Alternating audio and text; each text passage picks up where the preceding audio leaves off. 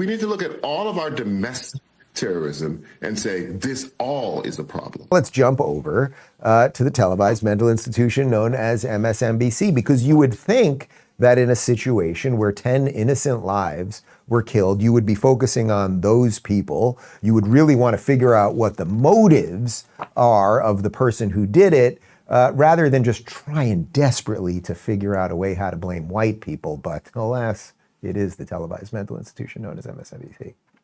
And last word to you on this, Charles, because this is the challenge, is it's very difficult to feel safe when on top of everything that Mayor Landrieu just said, you also have politicians that have a self-interest in lying about everything because it helps them with a political narrative, not concerned about the human narrative that could actually be really helpful.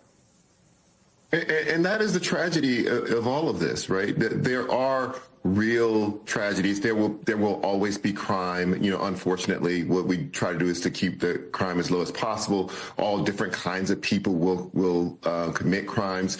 The problem here is that you jump on one sort of crime, one crime committed by one name that sounds exotic, one brown face, rather than looking at all of the domestic terror that we face, including what the FBI says, is a really big problem, which is young white men in America. We need to look at all of our domestic terrorism and say this all is a problem.